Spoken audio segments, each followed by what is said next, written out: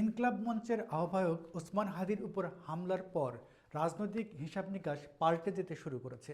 এরই মধ্যে কথা বলতে শুরু করেছেন রাজনীতিবিদরা নির্বাচনী পরিবেশ নিয়ে এবং যে ধরনের নিরাপত্তা তারা চেয়েছিলেন বা প্রত্যাশা করেছিলেন সেই নিরাপত্তা নিয়ে এরই মধ্যে উদ্বেগ প্রকাশ করতে শুরু করেছেন।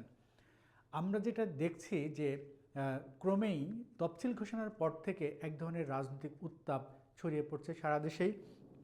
আমরা একটি চিত্র যদি দেখতে চাই তাহলে দেখব যে 10 মাসে 746টি রাজনৈতিক সংঘাতের ঘটনা ঘটেছে, সেখানে 117 জন নিহত হয়েছেন এবং আহত হয়েছেন 6092 জন। এরই মধ্যে এই রাজনৈতিক উত্তাপ যে প্রকট আকার ধারণ করছে তার আরেকটি নমুনা যদি আমরা বলতে চাই তাহলে দেখব লক্ষ্মীপুরে নির্বাচনী অফিসে পেট্রোল বোমা হামলা করা হয়েছে, সেখানে বেশ কিছু নথি পুড়ে গেছে বলে আমরা জানতে পেরেছি। অন্যদিকে যে ওসমান হাদির উপর যে হামলাটি হলো সেটি খুবই নেক্কারজনকভাবে রাজনৈতিকভাবে যতটা আলোচিত হচ্ছে তার চেয়ে বেশি আলোচিত হচ্ছে নির্বাচনী পরিবেশ এবং নিরাপত্তা নিয়ে।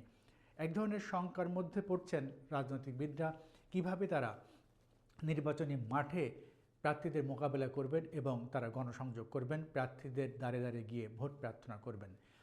এইরকম যদি নিরাপত্তাহীনতায় ভুগতে হয় তাদের, কখন কোন দুর্বৃত্ত এসে গুলি ছোড়ে এবং তারা এক ধরনের নিরাপত্তাহীনতা মাথায় রেখে কিভাবে নির্বাচনী পরিবেশ মোকাবেলা করবেন সেই উদ্বেগ উৎকণ্ঠার মধ্যেই তারা এখন দিনাতিপাত করছেন।